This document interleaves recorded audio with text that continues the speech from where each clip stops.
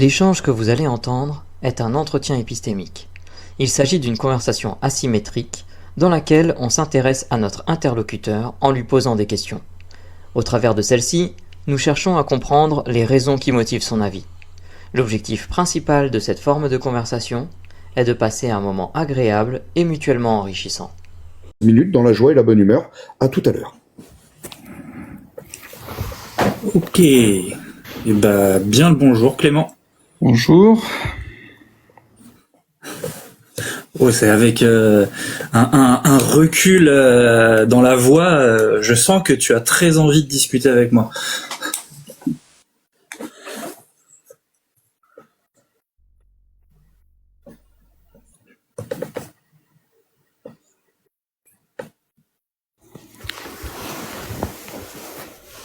Allô, oui. Non, je vous entends. Pardon, j'avais eu un petit problème de son. Ah, tu m'entends ou pas? Là, c'est bon. Oui, là, c'est bon. C'était de mon côté. D'accord, ok. Je te posais une première question. Je sentais un petit peu un léger recul dans ta voix. Est-ce que je me posais la question si tu avais envie de discuter avec moi. Ou si... Avec qui vous voulez, moi, ça m'est égal, avec plaisir. Comment va? Ça va très bien. Ça va très bien. Ok. Alors, qu'est-ce que tu penses du sujet du jour? Il est intéressant, il est de circonstance. Il est particulièrement clivant. Et j'aime bien la manière dont tu as posé la question, en fait. Parce que si ça avait été l'IA pour ou contre, ça m'aurait fait un peu... Mais est-ce que les dangers de l'IA sont de la mitose? Je trouve ça très habilement formulé. Et ma réponse est oui, évidemment. Ah, donc tu penses que c'est du mytho. Qu'est-ce qui te fait penser que c'est du mytho? Tu penses en fait qu'il n'y a pas de danger particulier à l'IA ou qu'ils sont moins importants que l'intérêt qu'il y a au développement de l'IA? Je pense que des scénarios catastrophes sur des machines qui prennent le pouvoir, ça a existé à l'aube d'Internet. Voilà. C'est-à-dire qu'il y a eu Matrix en 2001. Bon, on voit où on en est en 2026. On est très très loin de Matrix. Et je pense que d'une manière générale, il y a en fait toujours eu une réticence, par manque de compréhension peut-être, mais une réticence à ce qui est nouveau, surtout quand ça touche à la technologie.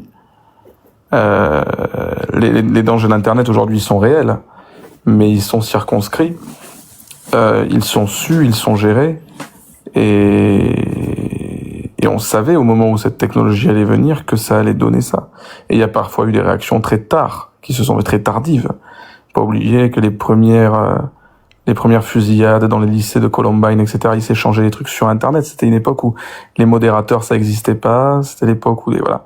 Donc, je pense que il y a des gravures anti-électricité qui existent des années 1900, 1880, peut-être même plus davantage, et qui expliquaient qu'en gros, quand il y aurait des câbles électriques de partout, les gens, au premier orage, à la première foudre, au premier câble qui tomberait sur le sol, les gens seraient électrocutés par centaines de milliers. Enfin voilà, donc c'est à chaque fois qu'il y a eu révolution technologique, quelle qu'elle soit, il y a eu le moment de panique. Ok. Si j'ai bien compris ce que tu voulais dire, est-ce que si je donne des exemples comme le rock'n'roll, les jeux vidéo, c'est un peu la même pensée, c'est ça?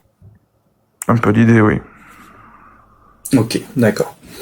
Ok, je comprends bien. Donc en fait, il y a des personnes qui sont contre l'IA parce que elles en ont peur, elles pensent que ça va générer des risques chez certaines personnes et qu'elle va en être la cause.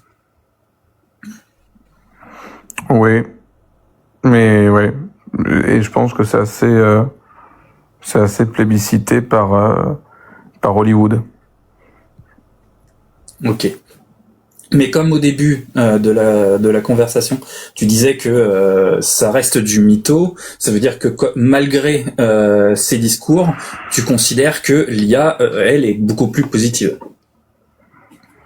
Ah, mais de toute évidence, parce que oui, tout à fait. Ben, c'est comme les dangers des vaccins, ARN, c'est comme, il y a quelqu'un qui a dit dans le chat, le train roulait trop vite. Si le train roulait trop vite, on pouvait devenir aveugle. Moi, je me rappelle que aujourd'hui, le train c'est 380 km/h et je me rappelle le TGV. Et je me rappelle qu'à l'époque, il y avait des articles de médecins qui disaient quand le train, enfin, je ne sais même pas si c'était des médecins, mais quand le train dépasserait les 100 km/h, les femmes enceintes feront des fausses couches. Voilà, par exemple. Donc, ouais, il me semble avoir entendu celle-là, oui, c'est vrai. Ok. Qu'est-ce que il y a deux directions sur lesquelles on pourrait continuer à discuter. Il y a le fait que tu considères que l'IA reste positive, mais tu critiques quand même pas mal la vision de certaines personnes qui ont une vision négative abusée de l'IA. Dans quelle direction tu aimerais qu'on discute? Comme tu veux. Comme je veux. Ça m'intéresserait de voir un peu comment tu analyses justement ce besoin de ces personnes de dénigrer la technologie en n'ayant pas les preuves que ça soit vraiment néfaste.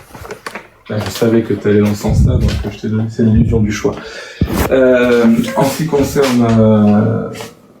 oui, ben, en fait, le précédent intervenant qui était là juste avant, on a fait la démonstration parfaite, entre guillemets. C'est-à-dire qu'on a... Alors Non, mais après, je vais pas faire... L'objectif n'est pas L'objectif n'est pas de déglinguer quelqu'un et d'être malveillant volontairement envers quelqu'un. Mais disons que je pense qu'il y a beaucoup d'ultra-crépidarianisme sur ces sujets-là. Déjà, il y a très très peu de gens qui savent que l'IA n'existe pas, jusqu'à preuve du contraire. Ce que nous avons, ce sont des LLM, et puis quand bien même, leur image est phagocytée par Hollywood, mais en général. Et ça datait bien avant la création de ChatGPT. L'idée selon laquelle un jour les machines détruiront le monde, c'est un truc qui a depuis les années 80, à l'époque où les PC ressemblaient à des Minitel. Hein. Donc faut se remettre dans un truc, ça leur a pas empêché d'avoir peur du futur. L'angoisse du futur et de la manipulation et de la mainmise, etc. est aussi une manière de se réapproprier la vacuité de notre existence. Oh. Je suis d'accord, effectivement, Terminator, ça commence à être vieux. Vraiment très vieux. Et donc il y a Hollywood. Alors je suis d'accord avec toi que Hollywood a un gros impact sur notre notre vision du monde actuel, même en France. Est-ce que Hollywood est suffisant ou il y a d'autres éléments qui permettent d'avoir une vision négative de l'IA? Actuellement, je pense que c'est la principale. Ça mériterait réflexion. Là, je t'avoue que j'ai pas réfléchi à ça, mais ça reste la principale. Et quand bien même les secondaires ont pour référence commune la principale, tout ce qui existe dans le champ métapolitique, tout ce qui existe dans les films documentaires complotistes et les vidéos complotistes sur Internet et des trucs comme ça, ont quand même un petit fond d'Hollywood, parce que c'est pas anodin quand on met la musique de Requiem for a Dream sur une vidéo. On veut susciter la peur. Donc voilà, et le masque des Anonymous, c'est pas anodin non plus, c'est Hollywood aussi, c'est pour Vendetta. Donc voilà, c'est quand bien même tout ce qui est derrière un peu méta dans notre paysage fait quand même partie d'un paysage culturel largement influencé par les Américains. Ok. Qu'est-ce qu'il faudrait faire pour contrebalancer ce phénomène? Quand j'étais petit, alors si j'avais la solution, je pense que je serais déjà ministre de l'Éducation nationale. Mais quand j'étais petit, ma maman, elle me disait que le meilleur antagoniste à la peur, c'était le savoir. Et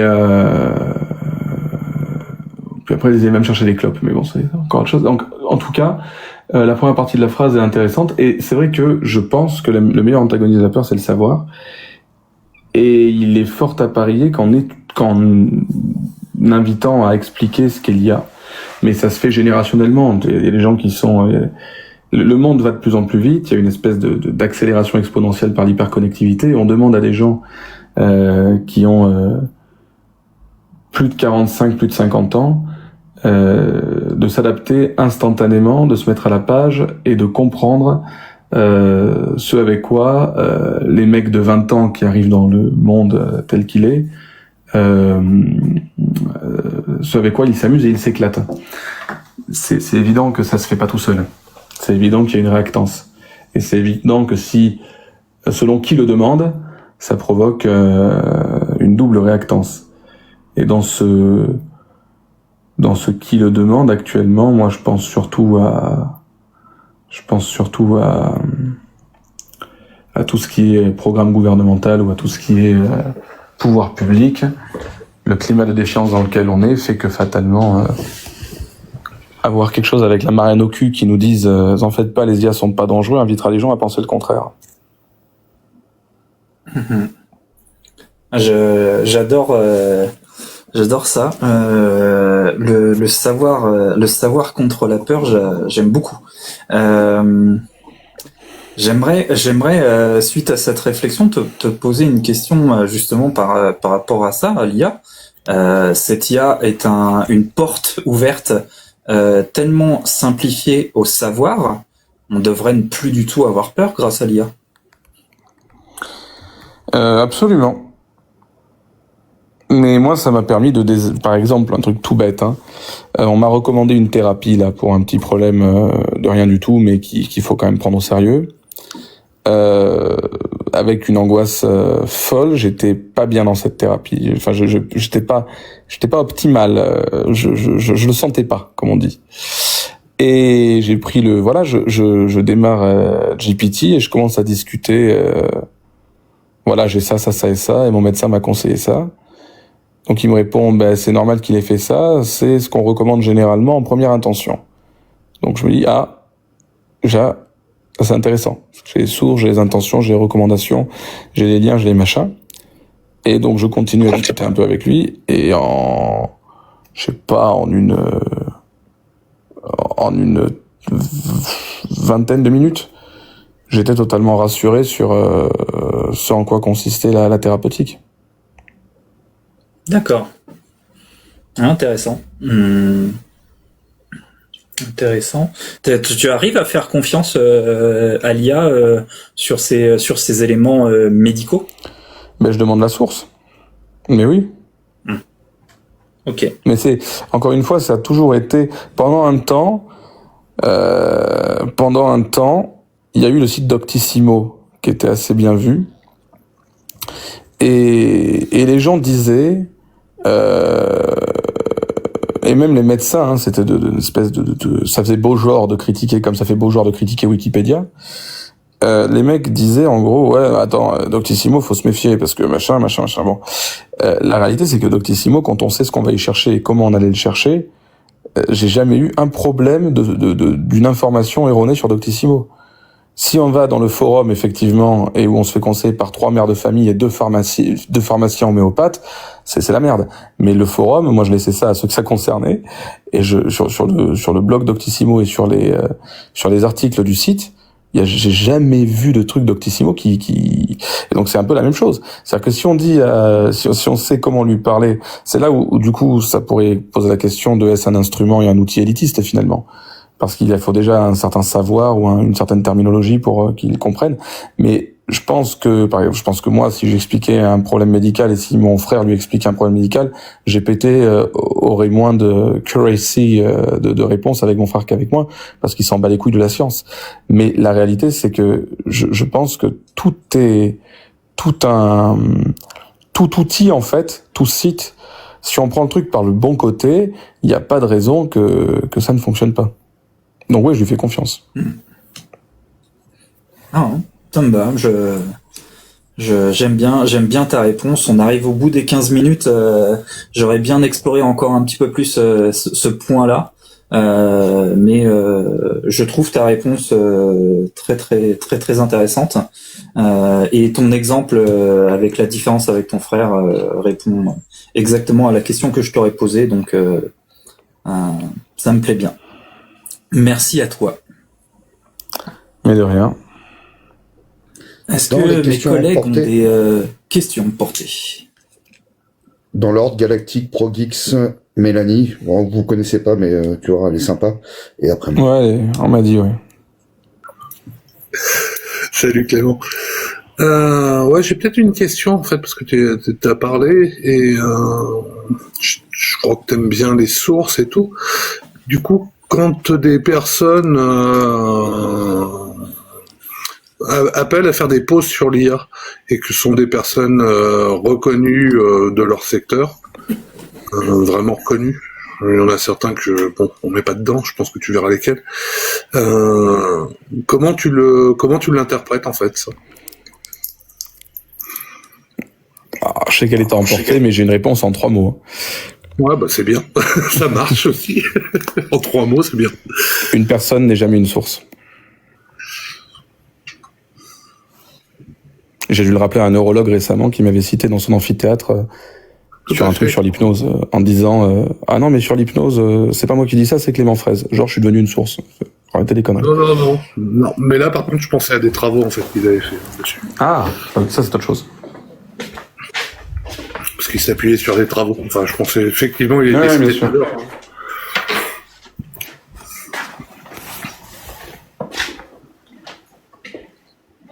J'enchaîne. Salut Clément. Salut. Tu as fait un parallèle entre les histoires sur l'électricité à l'époque, où les gens avaient peur de ça, on s'imaginait plein d'histoires. Donc, si aujourd'hui l'IA était réellement dangereuse, qu'est-ce qu'on devrait voir que tu ne vois pas? Intéressant.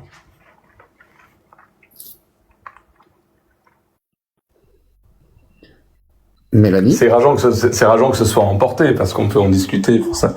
Mais c'est intéressant parce que si je n'étais pas capable de répondre à sa question, ça prouverait que mon paradigme, enfin que mon postulat était irréfutable, ce qui n'est pas le cas.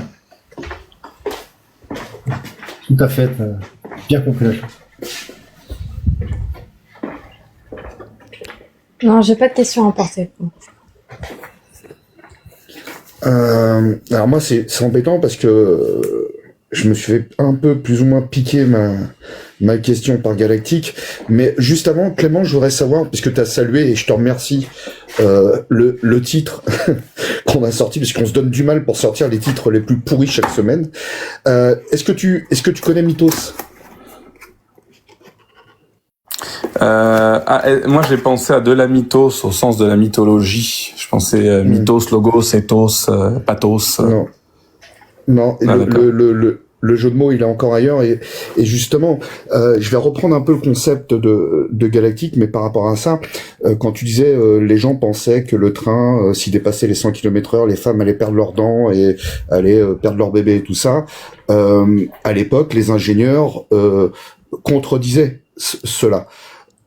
Quand les physiciens ont travaillé sur l'atome, Einstein et tous les autres, ils ont commencé à alerter sur les dangers de la fusion et de la fission nucléaire.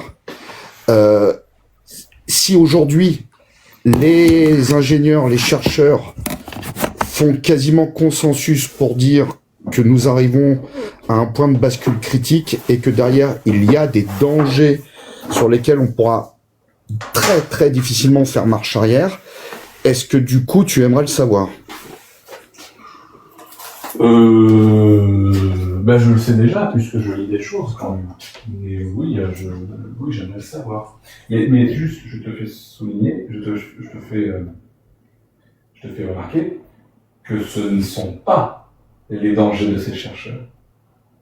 Je sais pas si tu vois.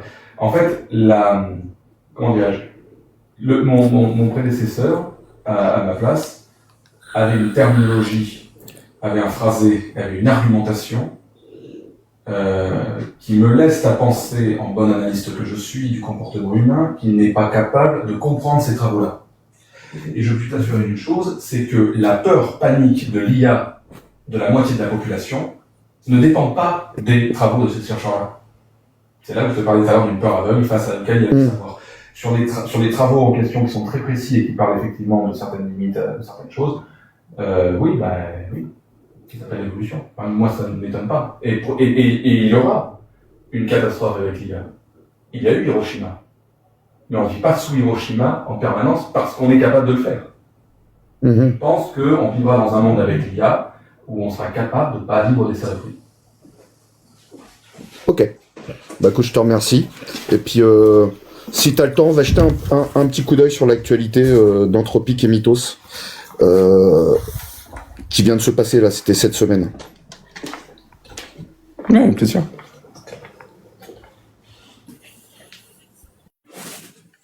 Ok, merci à toi Clément pour merci à vous. Discussion. Comment tu t'es senti? Mais toujours très bien. Toujours très bien. Je me suis dit je vais m'en faire un. À force de critiquer l'entretien épistémique ces dernières semaines, je me suis dit et si je montais, c'est un sujet qui me plaît en plus. Non, c'était cool. Merci beaucoup. Merci à toi aussi. Je le répète comme au précédent, l'asymétrie quand on est d'accord, c'est compliqué. Toujours. Et je rappelle juste à toute fin d'utilisation. Merci à toi. Juste pour avoir un mot de la fin. Tout à l'heure, on parlait de l'IA et de dépasser l'humain. C'est pour ça que je te disais, Russell, avec tout le, sans vouloir critiquer personne, mais que il y a des préoccupations de gens sur l'IA qui n'ont rien à voir avec la réalité. Je tiens à préciser que la machine est plus performante qu'un homme depuis la calculatrice. Hein. Voilà, à peu près. Mécanique, même pas électrique. Donc, pour l'heure, tout va très bien à ce niveau-là. J'ai une petite question crotte de nez pour toi, je peux la placer ou pas? Vas-y. Est-ce que cette séance de PNL t'a reconnecté avec ton intérieur? Je savais qu'il allait y avoir, je sais pas à quel moment t'allais me sortir la PNL, et je savais que ça allait arriver. Voilà, et putain, bien joué. Je peux mettre un petit peu plus. J'ai le diplôme de praticien PNL. Ah, nous venons de perdre Régis dans l'équipe. Il est ban à tout jamais. Ce qui fait de toi quelqu'un que je méprise, mais c'est pas grave. En même temps, tu t'appelais marketing machin, là, donc j'étais quasiment sûr. Tu peux, t'inquiète pas, je suis entièrement d'accord avec toi. C'est une des expériences les plus pathétiques que j'ai pu avoir. Je devrais faire vraiment vu que c'est pas protégé, je devrais vraiment me mettre à mon compte et faire des formations pour déconner un temps et après faire comme dans Scooby-Doo, là, on enlève le masque et en fait, perdu, je vous ai appris de la merde. Et vous en êtes pas aperçu. Mais, j'ai jamais été aussi mal à l'aise dans une formation. Ah oui, non, mais tu m'étonnes. Jamais.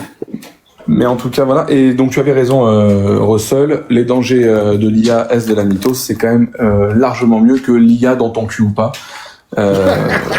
Voilà, je te le dis par rapport à ce dont on avait parlé là, voilà. Oui, c'est important. T'as pris le choix B et le choix B est parfois le meilleur. Prenez soin de vous les amis. À très vite. Des bisous.